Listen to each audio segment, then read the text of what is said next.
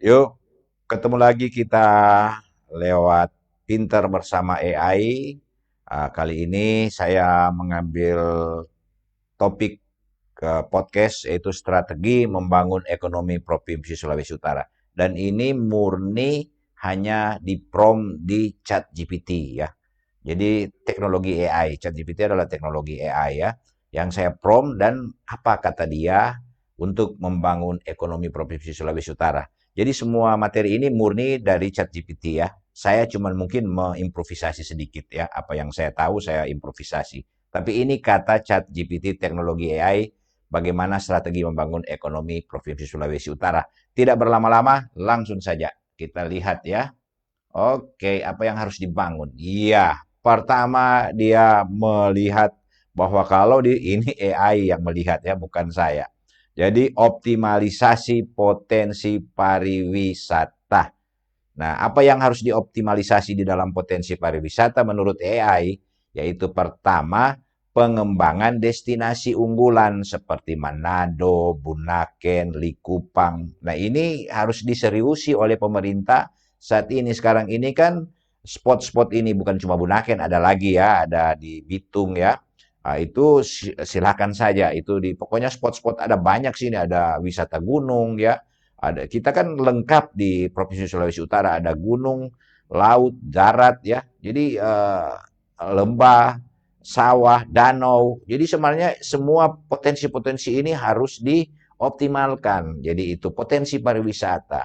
Nah, itu jadi strateginya ya mengundang investor kan, kalau berharap dari APBN kan tidak begitu optimal. Nah, bagaimana membangun pariwisata ini bersandar pada uh, investor-investor. Nah, ini yang dan apa? Kalau kita begitu kan tentu ada syaratnya. Mana investor mau datang kalau dia tidak aman dan lain sebagainya, hukum dan lain sebagainya. Nanti kita lihat ada di uh, apa di ini.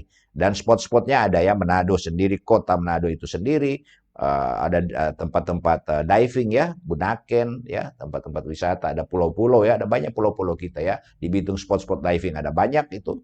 Itu kita perhatikan juga danau Tondano, danau apa ya, ada danau di Kota Mobagu ya, ada macam-macam. Ini yang harus semua kita, Danau Lino ya, dan lain sebagainya. Pokoknya semua ini harus, jangan mempersulit investasi ya, jangan mempersulit, harus dibuka dengan catatan apabila pariwisata yang terbuka, masyarakat di situ harus ekonominya harus bertumbuh, itu saja.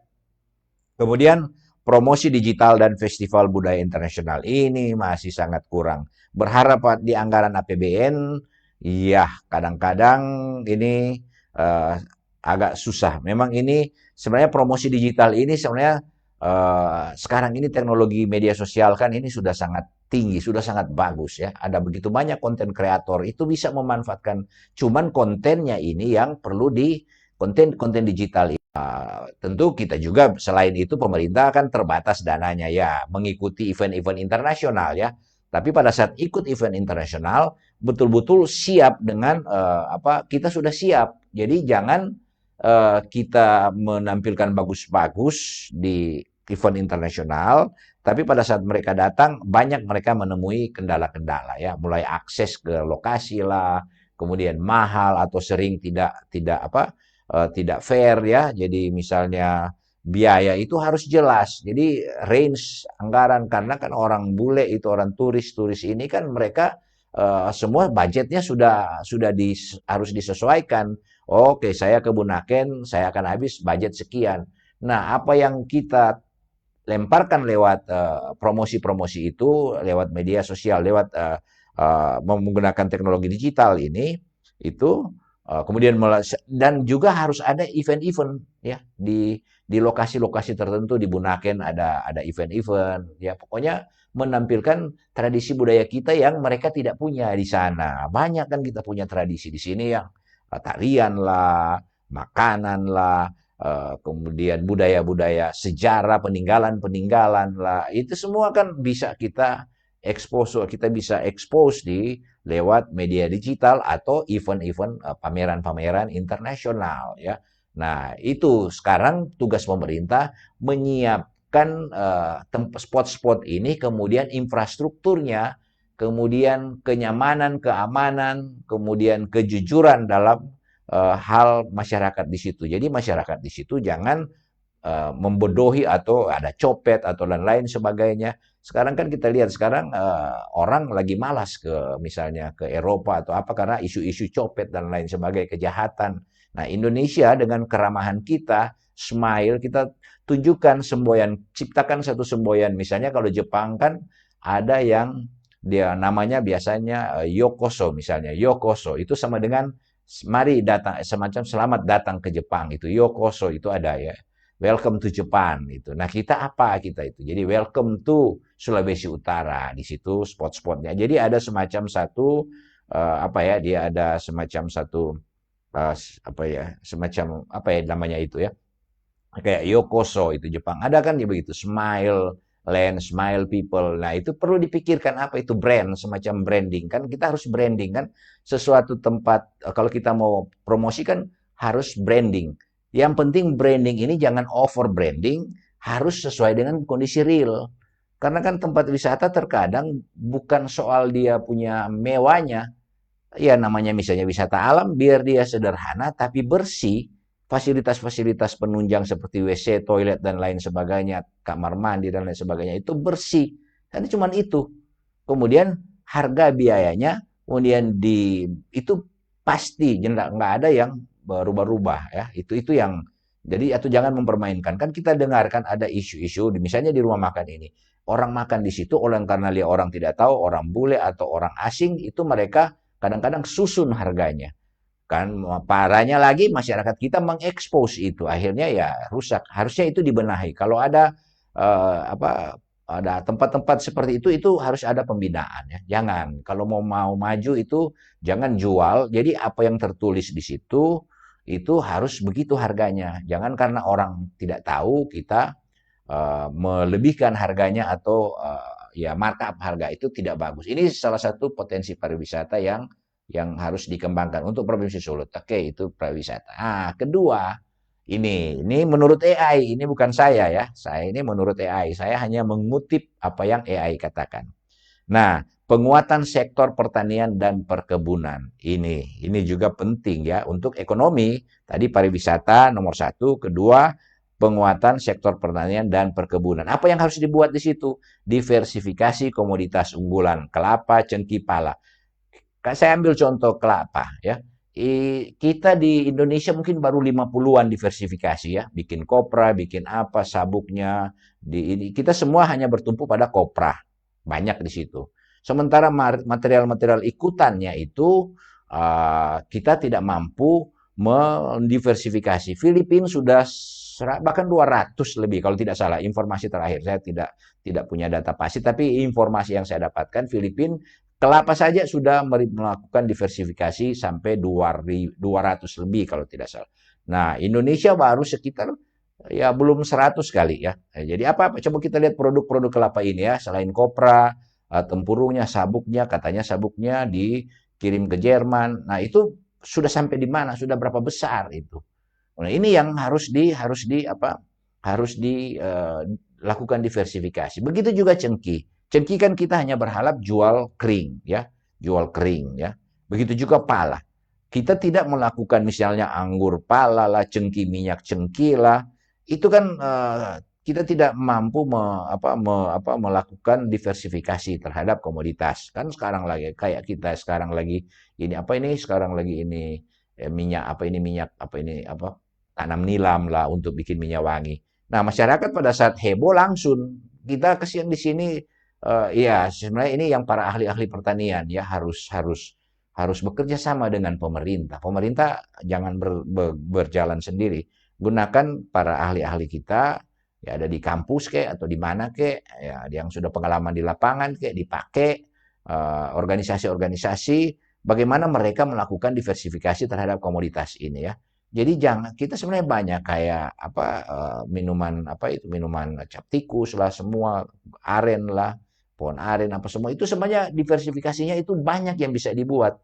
Cuman kita belum mengoptimalkan itu. Jadi ya coba tugas pemerintah itu mengelola ini komoditas ini ya. Kemudian industri pengolahan produk pertanian. Nah, ini ya kalau kita bicara kayak hilirisasi lah, ya tidak jual barang mentah, tapi kita tahan dan kita diversifikasi itu dan ada di buat industrinya ada di Sulawesi Utara sehingga apa? Ya, situ akan menerima lapangan kerja, akan terbuka lapangan kerja dan pajak dan lain sebagainya akan mendapat devisa atau pajak pendapatan daerah. PDRB itu ya. Ini yang harusnya. Nah, ini format ini itu yang harus dicoba dibuat para ahli-ahli kita apa yang harus. Jangan langsung wow begitu. Jangan kita istilahnya cari gampang ya, jual barang mentah aja. Ya kan, jual mentah aja. Padahal seperti sekarang kan, ini kebijakan Indonesia sekarang bagus lah. Jadi sekarang kan seperti tambang itu semua harus smelternya, kalau perlu industrinya ada di sini. Supaya apa? Kita yang menikmati. Itu kan keberanian Presiden Jokowi untuk melakukan itu. Kita berharap ya semua kita lihat juga eh, apa ini Tembagapura ya sana juga sudah Indonesia punya saham sudah besar ya. Kita Indonesia harus berdiri sendiri sebab kita bangsa yang besar ya. Cuman sayang pengelolaan kita itu masih belum optimal. Apalagi koruptor-koruptor ini. Ya, ini lagi problem besar. Tapi ya sudah, kita jangan pesimis dengan itu. Kita harus optimis. Saya pikir ini tugas pemerintah ya. Saya hanya menggunakan teknologi dan melihat apa yang bisa. Jadi ini penguatan sektor pertanian dan perkebunan, yaitu ada dua, yaitu diversifikasi komoditas unggulan seperti kelapa, cengkeh pala, dan lain-lain, ada banyak ya.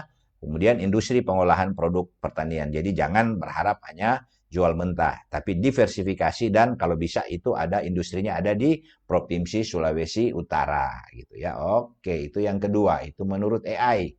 Nah, yang ketiga, menurut AI itu apa ya? Ya, ini pengembangan industri perikanan dan kelautan. Ini kita punya semua. Ini kan ini bagusnya ini kita Provinsi Sulawesi. Saya pernah tinggal di Kanada, pernah tinggal di Jepang, pernah berkunjung kemana-mana, hampir semua negara. Sudah banyak negara yang saya kunjungi, terutama negara-negara 4 musim. Kalau musim salju kan mereka tidak bisa berproduksi. Kalau kita sini 4 musim tidak ada, kita cuma 2 musim. Jadi semua produk-produk industri pertanian, eh, perikanan dan kelautan ini kita bisa eksplor dengan rentang waktu yang lebih banyak, ya, dengan luasan yang lebih banyak, ya. Nah ini yang kita tidak belum optimalkan. Jadi ya bagaimana ya? Seperti kita apa aja yang ada itu kayak jual-jual aja ya, jual mentah aja ya. Sepertinya enggak, jangan seperti itu. Jadi di pengembangan industri perikanan kelautan apa yang harus optimalisasi Pelabuhan Bitung sebagai hub perikanan. Apakah itu sudah ya? Kalau dia belum, ya itu harus dikontrol indikatornya ya. Kan kalau kita mau bikin, saya ingat saya pernah desain satu dermaga di Ternate sana ya. Jadi dia sebenarnya pelabuhan pengumpan. Ya, sebenarnya Bitung ini sebenarnya bisa jadi hub ya. Jadi pusat itu distribusi dari dia sana dari penampung feedernya ini masuk ke hub kan ini kan satu hal yang baik. Nah, ini saya tidak tahu apakah ini sudah seperti itu, tapi ya kalau masih sudah ada ya dikembangkan lagi ya agar supaya semua itu ekspor katakanlah produk-produk ekspor itu dia melalui Pelabuhan Bitung gitu ya. Jadi optimalisasi Pelabuhan Bitung dan pelabuhan-pelabuhan sekitar feeder itu Bitung itu jadi hub.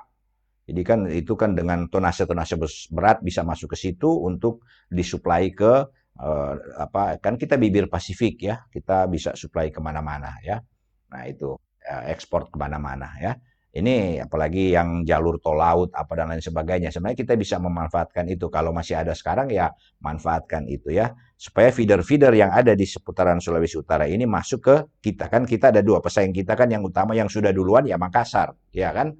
Nah, itu. Nah, sekarang Bitung. Kalau Bitung bisa berkompetisi dengan Makassar, maka kita juga akan dengan produk-produk unggulan kita, ya itu kan ada kan daripada mereka mau ke Makassar kan kalau di Sulawesi Utara lebih dekat. Nah, ini kan kita buat apa mereka ke sana kan? Nah, ini kan tergantung region. Itu harus dibagi oleh pemerintah pusat. Kemudian budidaya perikanan berbasis teknologi ramah lingkungan. Nah, ini juga budidaya perikanan berbasis teknologi ramah lingkungan. Ya, kan kita perikanan ini ada kan sekarang ini ya investasi dari luar, misalnya Jepang dan lain sebagainya kan banyak dilakukan di perairan Sulawesi Utara. Nah, ini juga kita harus memanfaatkan itu rumput laut lah, perikanan kan ada apa ikan-ikan apa itu yang dikembangkan. Begitu juga yang ikan-ikan danau ya, ikan air tawar, ikan air laut. Ini semua harus diberdayakan ya agar supaya kita surplus dan bahkan ekspor. Nah, kita tinggal melihat misalnya sidat lah dan lain sebagainya. Ini kan potensi-potensi ekspor besar sekali. Cuman ya orang yang berkecimpung ini menurut saya masih belum apa ya masih bisa lebih diberdayakan lagi sehingga ekonomi kita akan bertambah. Saya kira ini yang mungkin di bidang ketiga yaitu pengembangan industri perikanan ya. Oke. Dan yang keempat itu pengembangan kawasan ekonomi khusus KEK gitu. Ya, sekarang ini seperti tersendat ya. Ya, seperti tersendat. Nah, ini bagaimana?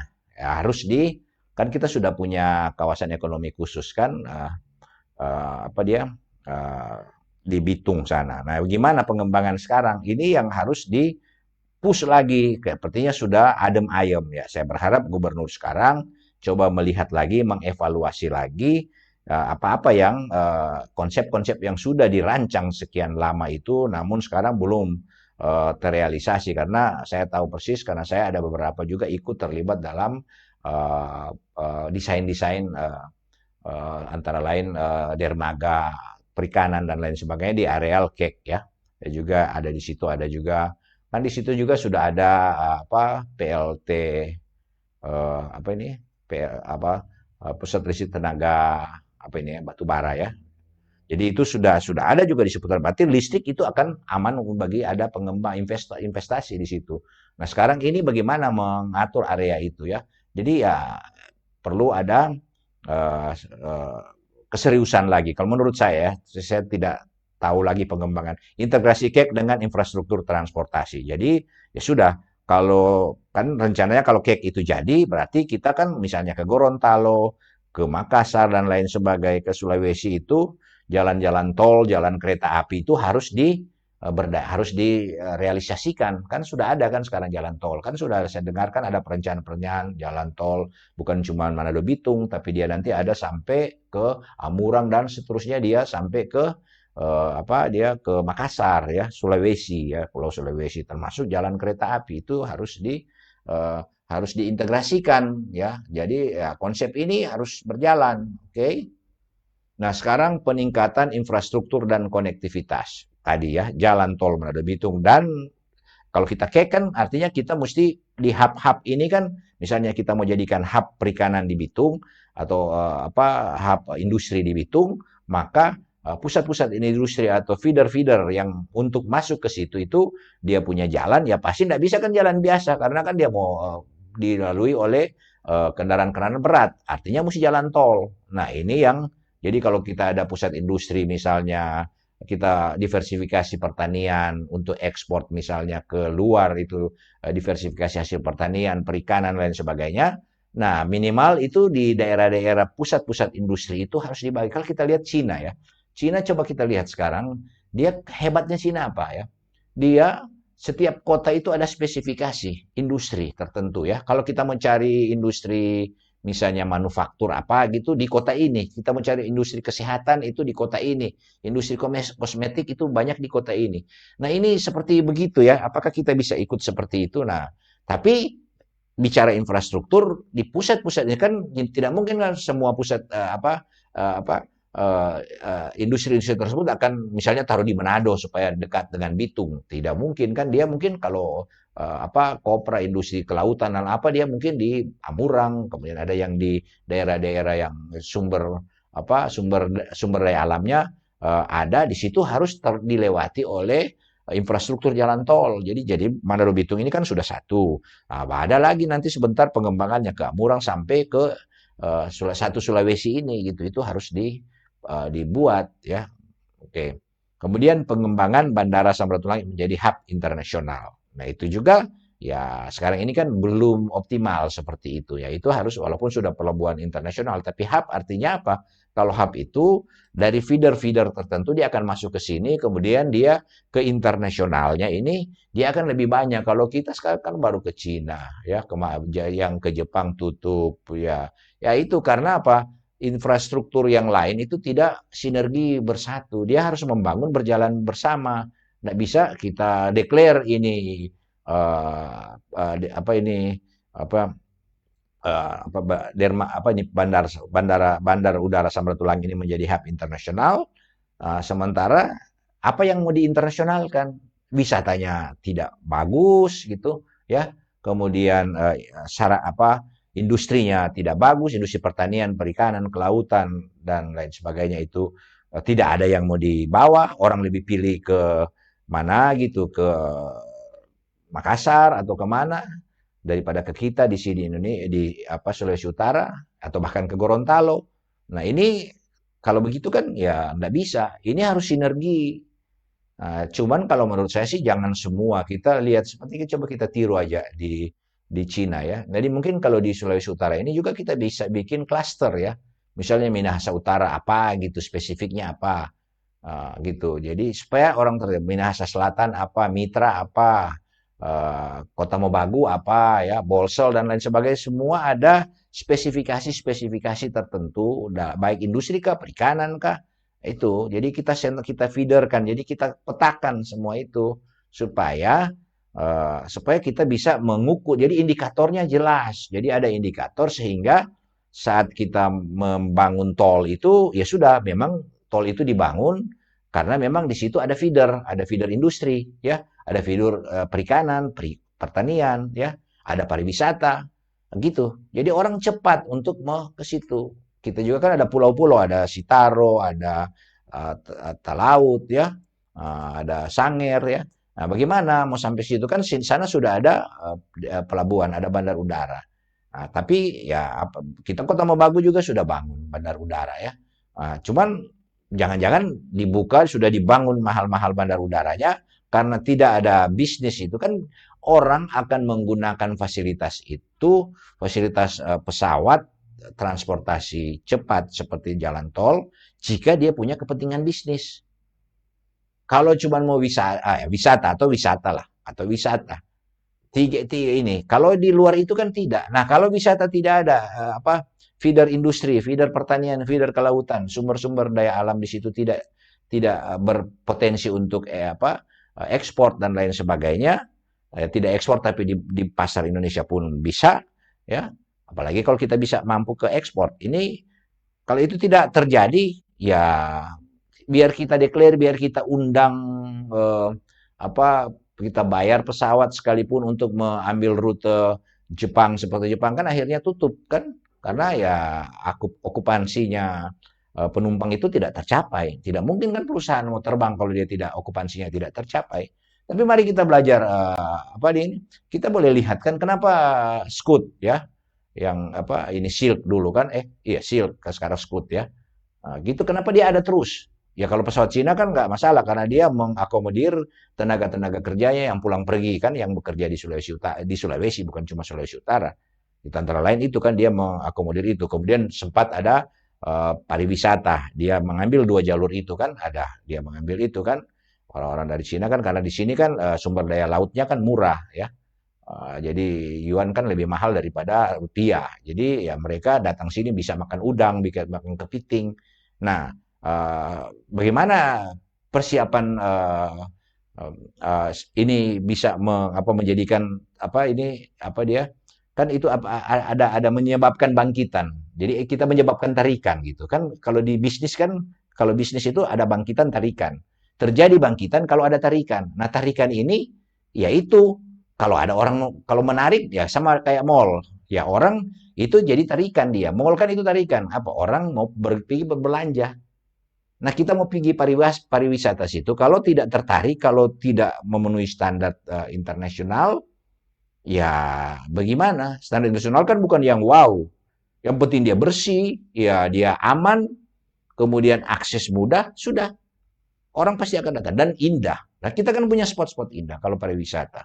Kalau industri, misalnya orang mau makan udang ya atau kepiting ya, nah, itu ada nggak kita punya ketersediaan? Jangan mereka datang sini karena sudah stoknya sedikit, orang datang yang tadinya murah, tiba-tiba lama-lama jadi mahal.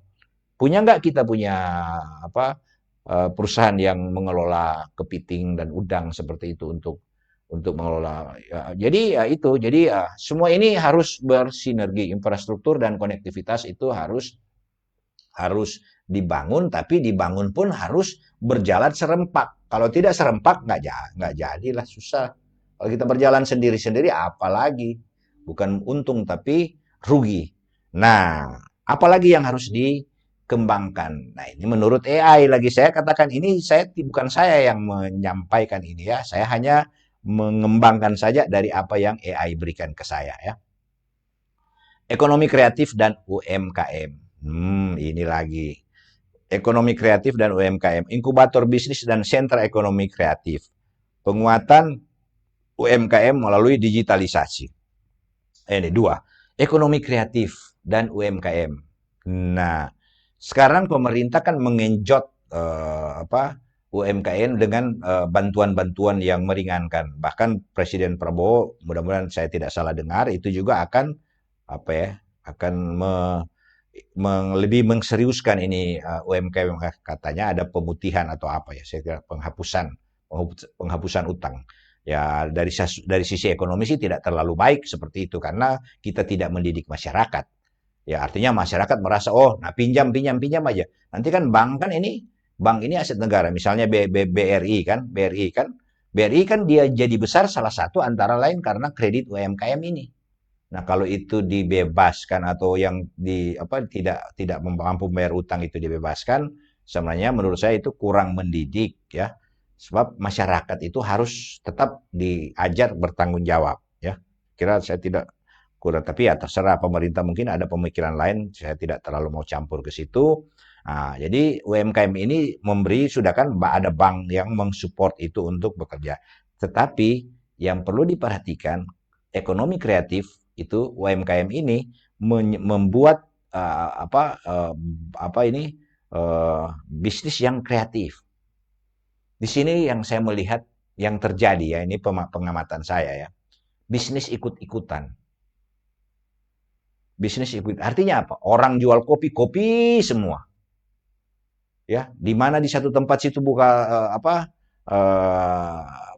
sate, sate semua. Gitu ya.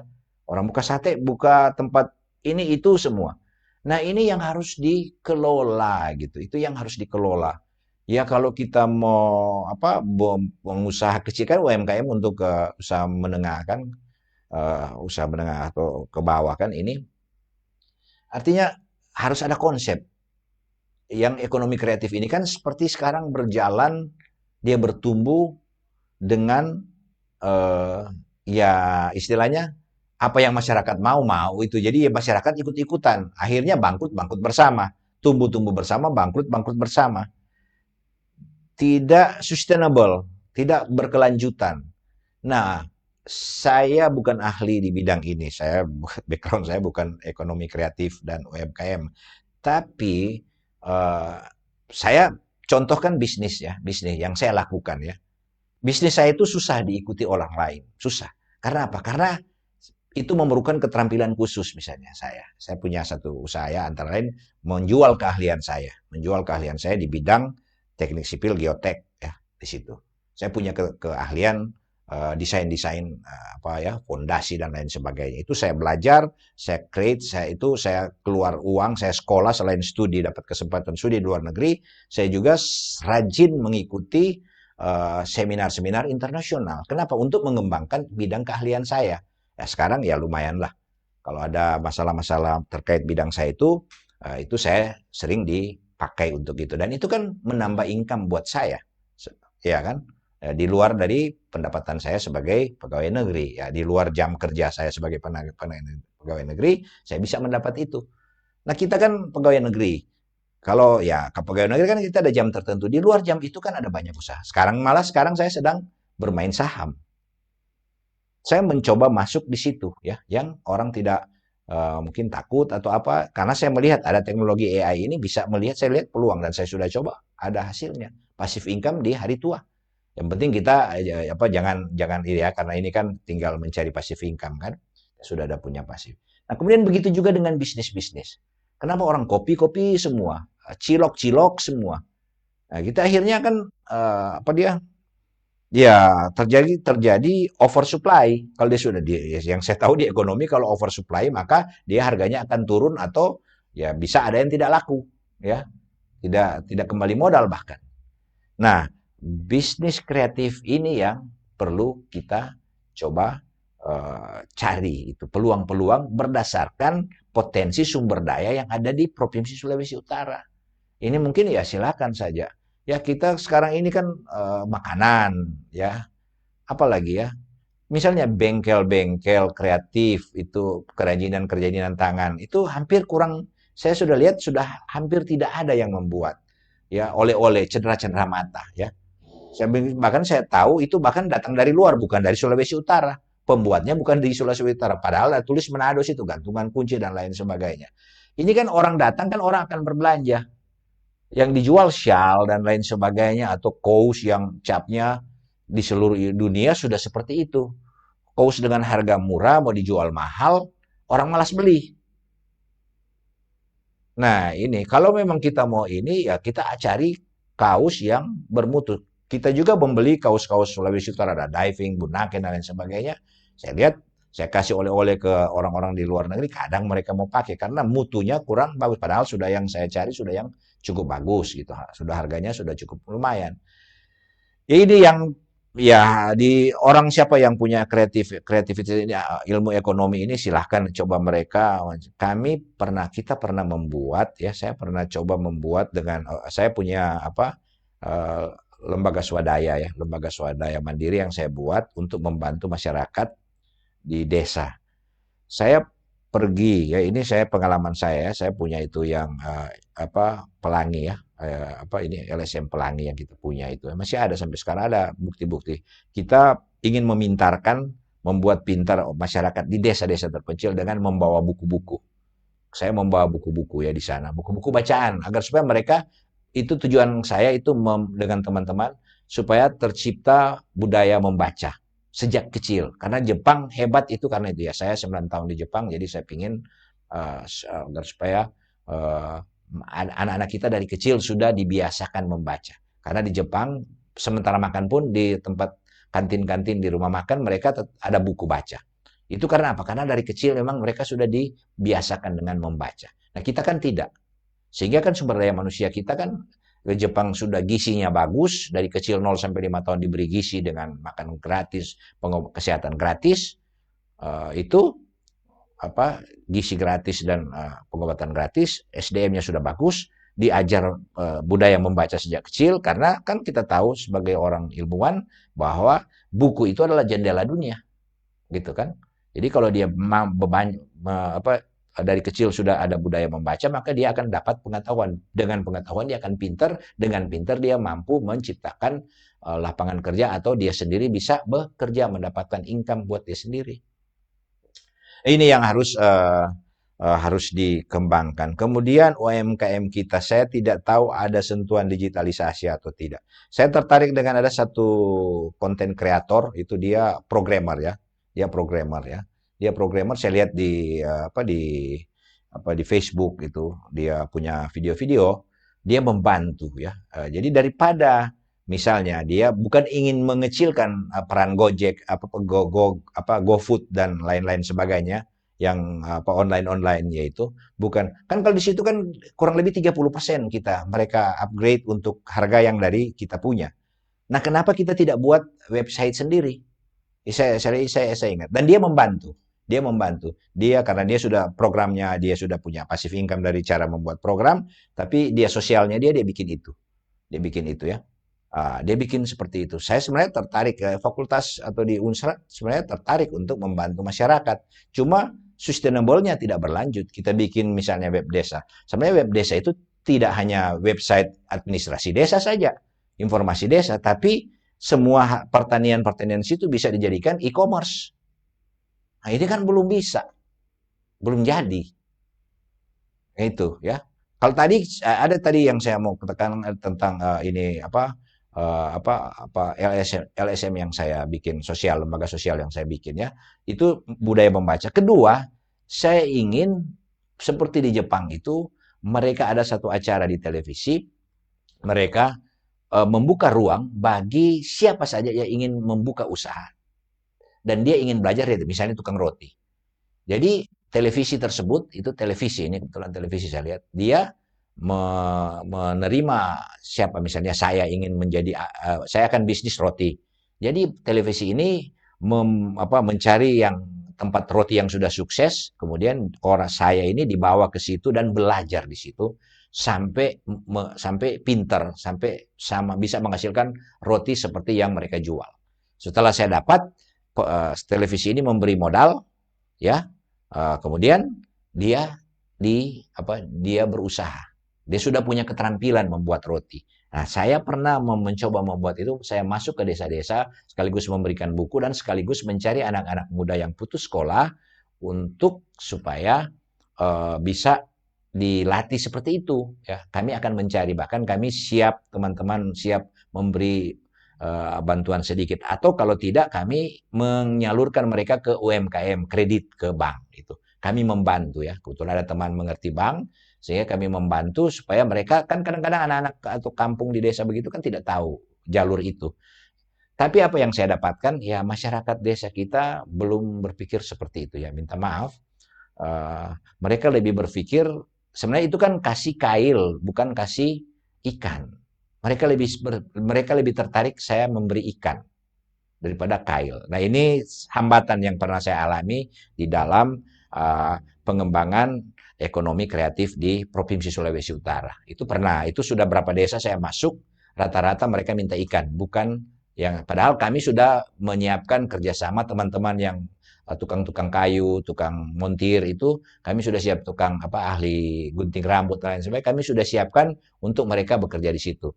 Ya, tentu kita katakan ya Anda paling tinggi Anda dapat paling minimal Anda dikasih makan waktu bekerja situ. Kalau bersyukur kalau ada yang mau kasih upah karena Anda seperti magang di situ ya.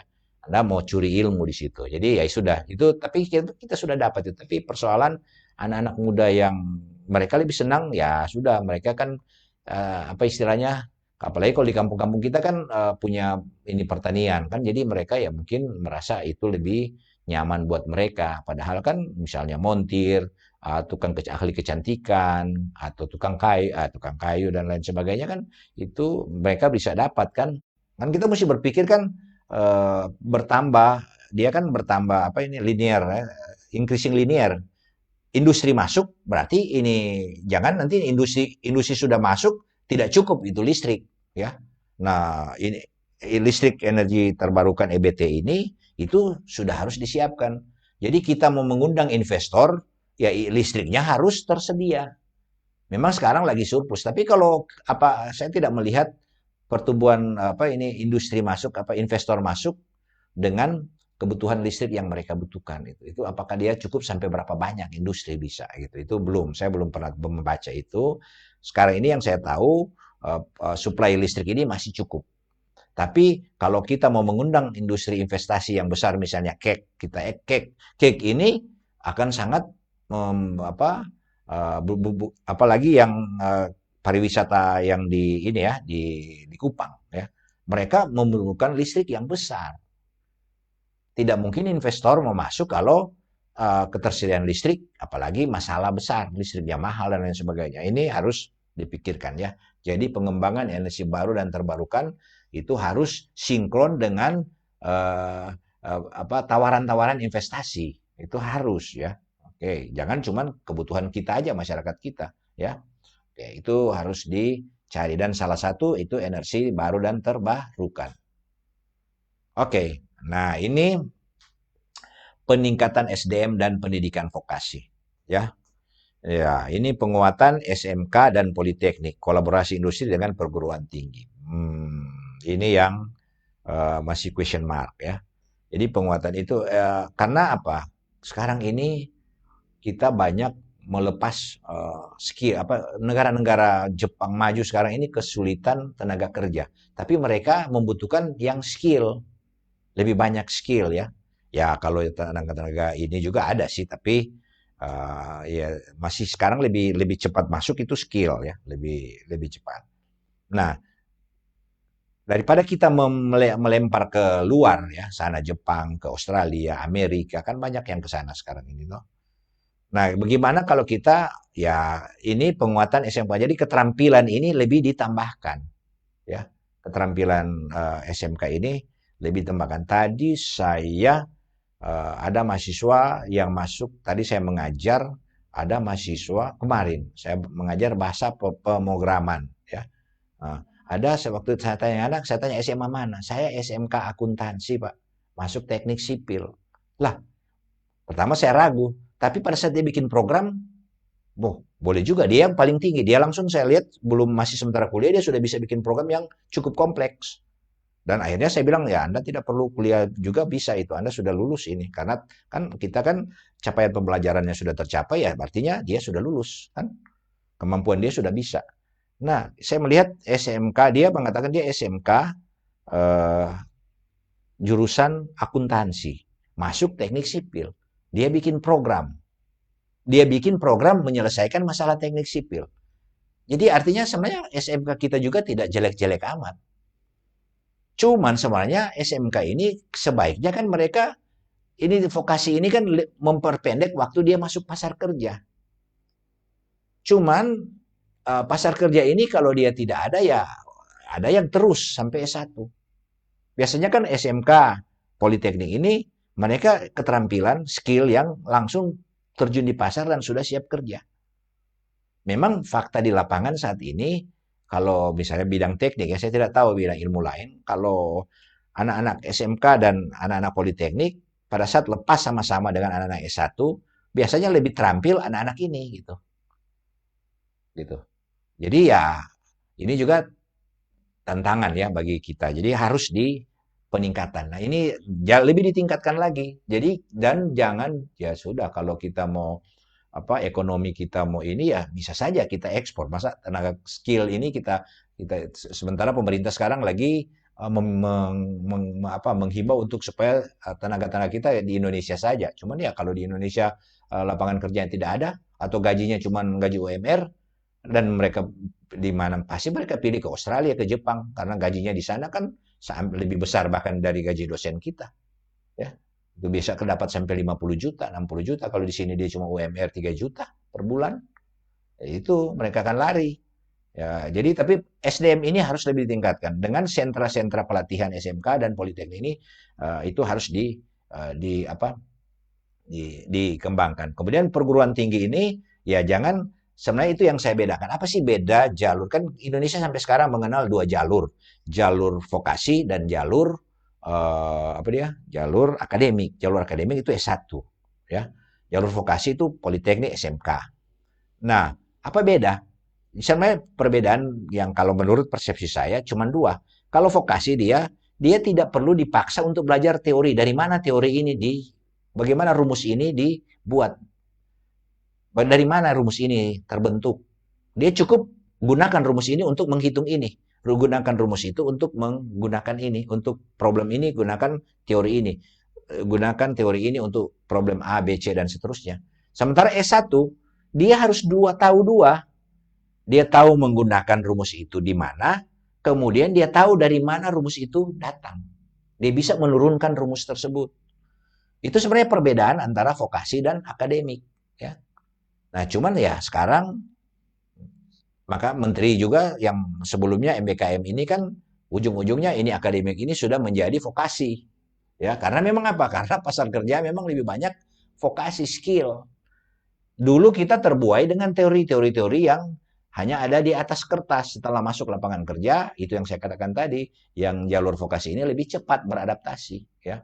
Nah, ini yang harus dipikirkan ke depan. Jadi dengan cara kita sekarang ini ya sudah harus tetap pendidikan apapun di S1, S3 itu harus kolaborasi dengan dunia industri agar supaya mereka sudah siap untuk masuk. Bahkan mereka langsung diserap ya. Saya lihat ada perusahaan-perusahaan yang datang ke saya di Fakultas Teknik itu meminta tenaga-tenaga ya untuk magang dan kalau bagus mereka langsung rekrut kerja. Itu sangat bagus ya. Cuma memang ya gaji kembali ke gaji lagi itu ya. Nah, gitu. Kalau bisa mereka punya yang punya vokasi-vokasi ini juga kita harus kembangkan juga sebenarnya tadi terkait dia punya entrepreneur. Jadi sebenarnya yang saya mau kembangkan lapangan kerja kan, kalau kita masuk lapangan kerja dengan kondisi saat ini kita akan dibayar mendekati UMR kan. Paling tinggi 2 kali UMR kalau baru masuk kerja. Pasar Indonesia kan sekitar begitu. Kalau kita dapat gaji pertama, PNS kan 3 jutaan, 4 jutaan. Kalau kerja skill, mujur-mujur seperti itu juga. Ya, mujur-mujur kita dapat sampai 10 juta baru pertama. Itu pun di perusahaan-perusahaan yang besar, seleksinya ketat. Ya, nah, ini itu problem. Nah, jadi gimana untuk menyelesaikan masalah ini ya? Saya kira uh, harus saya lebih cenderung meng-create tadi itu industri kreatif. Jadi itu ada industri kreatif dan lain sebagainya itu jiwa entrepreneurship-nya ini harus lebih dikembangkan. Agar supaya apa? Mereka membangun diri sendiri atau berbisnis sendiri, ya. Mereka mampu membuat bisnis dengan ilmu yang mereka dapat. Dengan itu mereka lebih cepat jadi, ya. Daripada mereka hanya di Lego aja begitu ke pasar industri yang yaitu banyakkan masih membayar dengan UMR. Jadi ya itu yang perlu dipikirkan peningkatan SDM, saya pikir itu ya. Nah sekarang yang penting ini pelestarian lingkungan dan mitigasi bencana. Jadi konservasi kawasan maritim dan hutan lindung ini jelas-jelas ini ya di satu sisi orang lihat kita perlu investasi, pembangunan industri. Tapi industri ini seperti eksplorasi tambang dan lain sebagainya. Ini harus dilakukan dengan benar. Ya, kontrol lingkungannya harus benar. Jangan menimbulkan dampak lingkungan setelah industri itu cabut. Ya, seperti di tambang-tambang kita lihat ya. Nah, ini kalau tidak ketat kontrolnya atau pemerintah tidak ketat, ya ini berbahaya. Ya, sebentar kita akan menerima bencana. Ya, bencana lingkungan ya, belum lagi bencana-bencana ya seperti gempa, longsor, banjir, kemudian gunung berapi. Kita ada di daerah itu, kita ada di kawasan rawan bencana. Bagaimana kita membangun sistem mitigasi bencana? Ya kalau Fakultas Teknik kami sudah banyak membuat ya. Kalau saya kebetulan banyak ada berapa video yang sudah saya buat pada saat kita aja di Sulawesi Utara ini belum standar. Saya pernah mengundang pemerintah provinsi, kota, kabupaten untuk bagaimana mereka memitigasi bencana. Semua berbeda-beda metode. Kalau di luar negeri tidak, sudah jelas. Jadi kalau gempa apa yang harus dia, banjir bagaimana harus dia melakukan. Kalau tsunami apa yang mereka harus, tindakan apa yang mereka akan lakukan. Tempat-tempat perlindungan, tempat-tempat escape itu jalur evakuasi itu semua jelas. Kita sini kan kadang masih bingung ya. Kebakaran aja kita masih bingung mau bertindak apa. Kalau di Jepang, setiap saat kita dilatih. Ada pemadam kebakaran datang di apartemen dan melatih kita untuk bagaimana menggunakan fire extinguisher. Nah kita pernah tidak? Tidak pernah. Tsunami drill cuma sekali di Sulawesi Utara. Sudah dari tahun berapa? Padahal itu penting, kita daerah lawan tsunami, lawan gempa. Saat gempa kita mau bertindak bagaimana? Itu masih bingung. Belum ada ya. Saya sudah membuat video-video itu, tapi ya itu versi saya. Saya cuma pakai di lingkungan fakultas untuk akreditasi. Tapi pemerintah di hotel-hotel ada hotel yang ada ada flyer yang bagaimana cara menyelamatkan dia kalau kebakaran dan lain sebagainya, kemudian gempa itu ada, tapi ada yang tidak. Jadi harus standarisasi belum ada. Jadi ini harus dilakukan sistem mitigasi bencana ya lewat standarisasi, kemudian harus ada drill latihan ya. Jadi tidak bisa. Kemudian lingkungan ini harus ketat ya. Jangan kita tetap harus menerima industri, tapi jangan kita merusak lingkungan ya. Kemudian industri ini juga ya untuk ramah lingkungan artinya juga dia harus mengikutkan masyarakat sekitar situ. Jadi jangan hanya dia yang sendiri yang sejahtera dan pemerintah, masyarakat tidak sejahtera. Saya kira ini ya. Oke. Dan yang terakhir adalah reformasi regulasi dan tata kelola. Ini. Jadi menarik juga ini ya. Saya sendiri tidak tahu konsep ini. Saya hanya minta ke AI dan dia memberikan dan hampir semua masuk ya. Ada semua ini. Jadi reformasi regulasi dan tata kelola. penyederhanaan prosedur investasi ini yang menjadi orang lari ke Vietnam, investasi ke Vietnam, lari keluar ya, karena ada premanisme lah. Ini kan kita lihat pabrik-pabrik tutup lah, karena salah satu keluhan lah, ada premanisme itu, pungutan pajak dan lain. Belum dari ya pejabat-pejabat yang inilah, mau setiap hari raya lah, harus inilah, harus itu. Ya larilah dia. Belum keamanan dan lain sebagainya, belum tuntutan buruh dan lain sebagainya, demo dan lain sebagainya. Ini masih carut-marut sistem kita di Indonesia ya. Ya mudah-mudahan presiden kita kali ini mampu membuat penyederhanaan prosedur investasi sehingga tax juga ya. Bagaimana dia mau datang kalau taxnya tinggi gitu ya. Tidak ada tax holiday dan lain sebagainya. Itu harus ada diskon-diskon tax itu harus ada ya. Cuman kan kita lebih baik kita taxnya kita tidak usah pasang tinggi, kecil, tapi masyarakat dapat kerja. Ya kan? Dan mereka senang. Perusahaan kan tidak mau dia mau investasi rugi. Apalagi kalau kita sudah bicara berikut transparansi dan akuntabilitas pemerintahan. Ini lagi problem tata kelola ya. Kadang-kadang itu nanti pecah seperti sekarang ini. Tiba-tiba apalagi yang plat-plat merah, kita lihat sekarang Pertamina lah, pajak lah, di mana-mana muncul korupsi-korupsi triliun ya. Karena apa? Karena transparansi dan akuntabilitas yang tidak berjalan dengan baik. Saya kira inilah yang bisa saya sampaikan mengenai apa dia ini ya, mengenai strategi membangun ekonomi Provinsi Sulawesi Utara. Ya, mudah-mudahan gubernur yang baru dengan jajarannya yang baru bisa bersinergi. Karena tanpa sinergi percuma. Kalau setiap daerah mau ego masing-masing, saya kira susah. Itu harus diduduk bersama, kemudian membahas bersama, menggali bersama potensi-potensi yang ada, kemudian kita bergerak bersama, bersinergi bersama agar supaya kan ini semua terkait dengan ini, kemudian kontrol bersama. Itu yang paling pokok. Sebab kalau semua berjalan sendiri-sendiri, ya sudah habis. Tidak akan mungkin tercapai pembangunan ekonomi di Provinsi Sulawesi Utara.